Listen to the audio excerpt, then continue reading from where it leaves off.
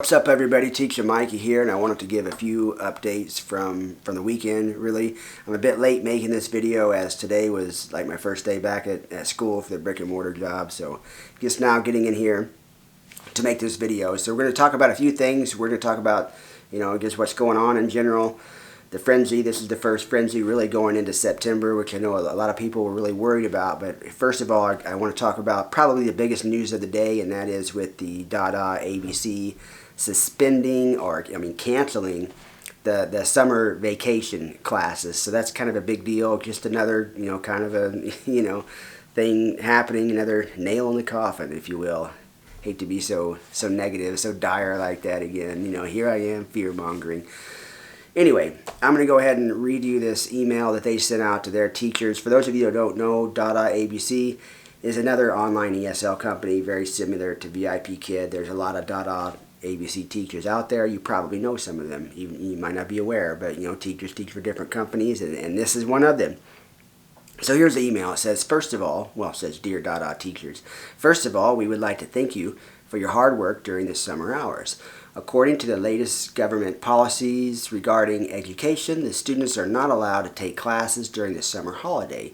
Therefore, we feel deeply sorry to inform you that the remaining classes during the summer holiday will be mandatory canceled from tomorrow. The classes will be resumed from September 1st. If there are any new updates, we will notify you in time. Thank you for your companionship with Dada, and your understanding will be highly appreciated. So tomorrow, okay, so today is Monday, August 24th. So tomorrow would be Tuesday. So, that's just right. They're just telling them with basically no notice, is what they're doing here. So, and there's a lot of speculation about why they really did this. Some are saying that they didn't need to do this, but we know that in the MOE regulations, one of the caveats was that they don't want students taking classes during holidays. So this sounds kind of like it might have something to do with the regulations, to be honest. People are saying other things, that maybe they're trying to save money, I don't know, but we do know that some Dada ABC teachers have reported that yes, their schedules have been canceled. We hope they really do begin in September. There's a little bit of speculation about whether or not they will, start back up or not. I don't know, but that's where we are with that. They waited till pretty much the last minute to really tell the teachers that, and that's how it's probably going to be with Vipkid. Quite frankly, quite unfortunately, I've spent years now really watching their communication style. I have a lot of experience with it. And, that's the way they're going to do it. They're not going to announce the end date until right at the 11th hour. And, I truly believe that if it weren't for them really being pushed so hard following the Magic Years announcement, that they wouldn't have told us anything about, you had Vipkid Advocacy, basically, the guy that runs that, come out and kind of defiantly say, hey, we're not like one of those other companies. That's not us. And then, they made their announcement like the next day, right, that, yeah, this is going to impact us. So, that's just kind of how they roll, guys. That's just the truth. I'm just really being honest with you. And, we're getting into this, and, a lot of people, they might be upset to hear stuff that they just don't want to hear, call people like me a fearmonger and other things like that. That's not at all what we're here to do. We're actually, people that this comes from a good place. It comes from our hearts. I actually care quite a bit about the teacher community, about all of you. And the thing is that it's just not in Vipkid's best interest to tell you that. They don't want teacher morale to nosedive. They don't want an apathetic teacher base. And it's just important to realize that this is really all just it's a business. It's nothing personal, okay? And you need to understand what that means. Vipkid is going to do what they have to do to protect Vipkid. They're not going to do everything that they have to do to protect contractors. That's just not how it's going to work, right? It's not that they don't care about you. It's not that they're mean people. That's just the way that business works, all right? And, they're probably going to end up being fine. They've got Lingo Bus. They've got these Chinese tutors that are going to teach English, but they got all these videos that some of you are going to make for the MC classes. So I mean, they'll probably, be able to stay afloat, and I hope they do. I hope they do. I'm not, hoping that they crash and burn after we leave or anything like that. But I think, if you're going to be a little bit more pragmatic, which is what I am, I'm not, I'm just not Mr.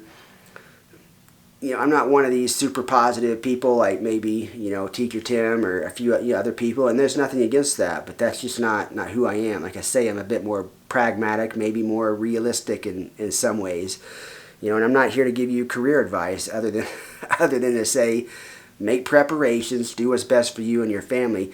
And when it comes to the ESL business, and this is what I say this, if you really research the market, if you're not just tutoring for only VIP Kid, and if you're, a little bit aware of other markets outside of this, you can, if you look at other countries, you'll see that the market for ESL lessons in these other places is quite small. It's not in a big demand. And so if VIP Kid were to eventually, market to the students in these other countries, they would face really serious competition from other well-established companies that charge a lot less than VIP Kid, and they also pay the teachers a lot less, like $10 to $12 an hour. So that would be a dramatic pay cut for a lot of people. And and a lot of people call that speculation, but it's not speculation. It's actually based on a lot of research. What is speculation is thinking that somehow VIP Kid is going to carve out this huge niche of international students that's going to somehow support anywhere near the number of teachers for anywhere near the pay. That is speculation. I don't, it would be wrong to allow people to think that is true. So I mean, these are not just things that are pulled out of thin air. Okay, it's the truth. Only 2% of all the students on the VIP Kids platform currently are outside of China. That's not going to grow exponentially and rapidly, okay? It just isn't, okay? And these are real numbers, all right? Where did I get those numbers? I got that from VIP Kid, from the horse's mouth. And I think in one of my videos I show you where Cindy Me herself is talking about that. So, I mean, you really have to think about this. If you're, hoping that Book Nook or Korea are going to be your saving grace. I mean, look, this is the reality of it. Korea doesn't even support 200 tutors, okay? The Book Nook program, which was a small invite, they didn't even use all the teachers that they invited, and I hope it grows. I hope they can do more with that, but, I just don't see that. And on top of that, you gotta add that if they're also basically laying off all these teachers, that's going to cause a complete shift in the industry. I mean, if you have suddenly, massive amounts of teachers that are wanting to do these jobs, that would probably drive down pay. I mean, right? I mean, it's a supply and demand type of thing. So really, like I say, I really mean well. And I'm sorry I'm saying things that people don't want to hear, but the truth is I hate to see teachers that rely on this income to feed their family, that say, they're just going to kind of stick around because they think that, because VIP Kids said, oh yeah, we're going to expand into other markets, and you're thinking that you're going to be fine. To me, that would be immoral to allow people to believe that when I know better, And it's just a lot of times I just can't help but worry about these teachers and, what they're going to do when, suddenly they have little to no income, and they, no idea how they're going to pay for food or rent. There's no way they're going to get unemployment. I mean, seriously, and that's why, I try to warn people early. It's not that I'm trying to scare people. I mean, if I could scare you into action, that would be something. I'd feel good about that. So yeah, I'm not saying things like that to be mean or negative, or I'm not trying to attack anybody. But, it's genuinely, I think you need to probably see that there's a pretty good chance that this income is going to go away. It's going to go away. So to me, that is a kindness. To tell the truth is kind. I'm not one of these other, people out there that always keeps it positive. And, like I said, I'm a bit more pragmatic. Anyway, getting off that that topic, getting off that topic, talking about bookings, getting into the whole issue of booking. So, this is our first real frenzy where we're going into September.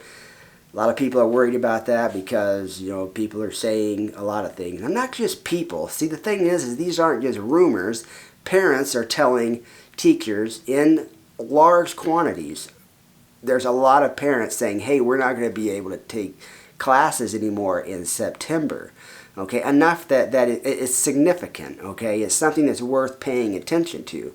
So, I think it appears to depend on what region they're in, how the law is being enforced, but, you do have that. Now, I personally was booked for the weekends. I'm still pretty well booked into the first weekend of September. My weekday bookings dropped off a lot, but I expected that. And that's fine.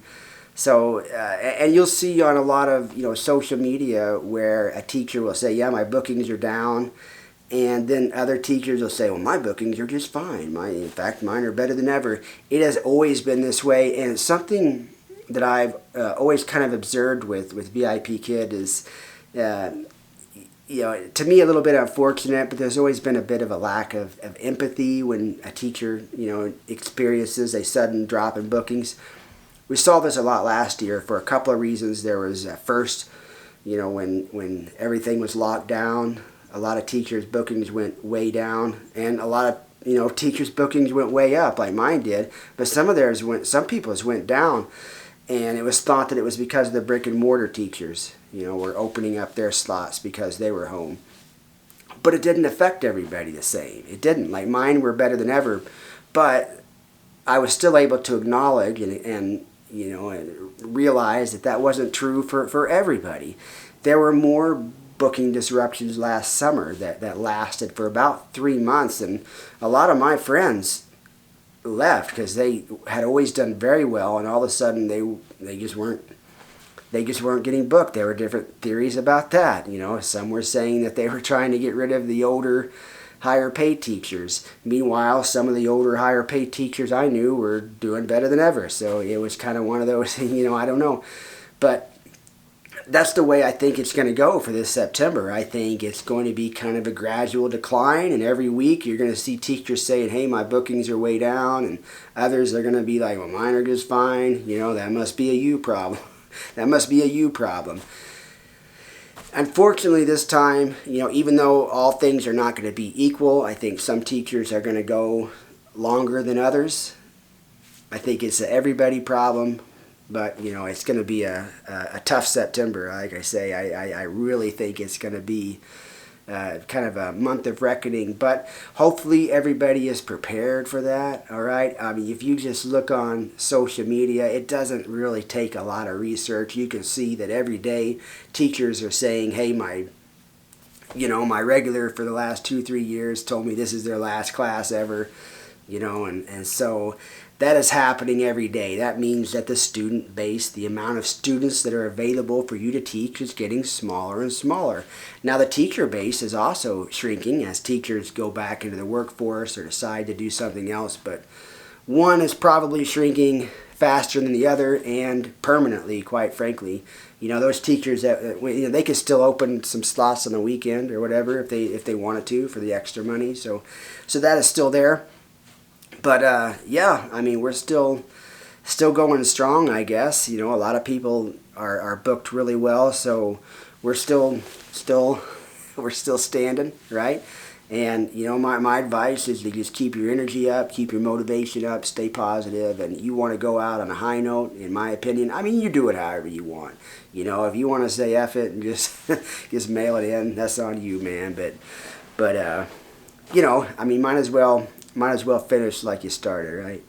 So that's kind of where I'm at. Let me know, how are your bookings over this frenzy? They still looking good? You still looking strong? I don't know how much that totally matters. Like that doesn't mean, quite frankly, as we've seen with these other companies, not just a couple of them now, but quite a few now. They can pull the plug any moment, and that would be it.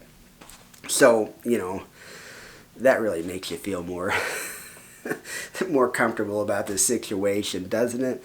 Man, this guy is negative or what? I don't know what to say. I'm just being real about it, and I hope by now the people that watch these videos probably kind of know that, that I'm not here to blow a bunch of smoke up here, you know what. And you got to be careful of the people that are, because a lot of them, they really are. They'll be like, oh, we got this opportunity and that opportunity, but then if you look, there's a referral link or something like that behind it that they're trying to get you to accept. And I'm not saying that that's wrong. OutSchool, for example, there's a lot of people doing referrals for that. Now, I'm going to tell you this. A lot of people that left last year that weren't doing so well on Vipkid, they went over to OutSchool, and they are killing it now. I mean, it's kind of amazing. They're like, I don't even know why I was ever doing Vipkid. This is so much better. They never even looked back, and there's a lot of people I know like that.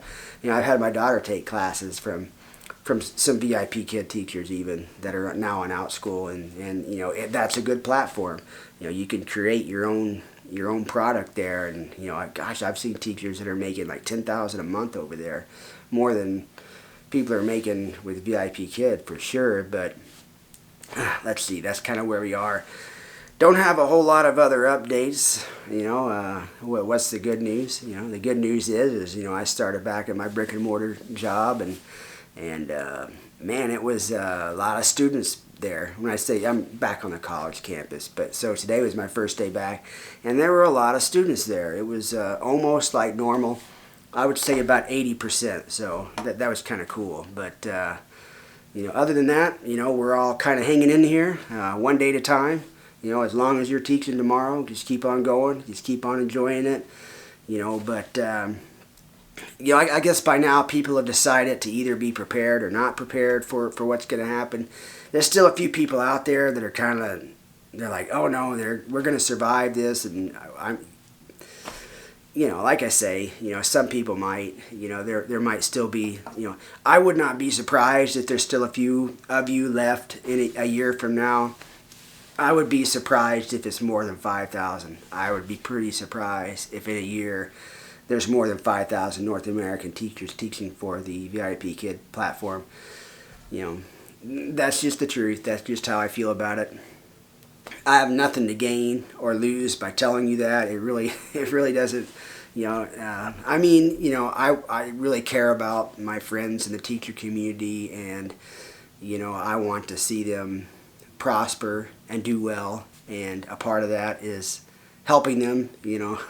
Helping them. See the bigger picture here, and that's where we're going. And it's not all nearly as much speculation as you think it is. A lot of it's pretty good research. We have pretty good data to back up what we're saying, and I don't think I've really led people wrong in the past about a whole lot of things. Not what people want to hear, but it's a hard truth, hard facts, if you will. Anyway, let me know what you think. You're welcome to disagree for that matter. I mean, we're welcome to have a different opinion, and that's kind of how I feel about it. Anyway, guys, we'll see you guys on the next one. Have a good day, everybody.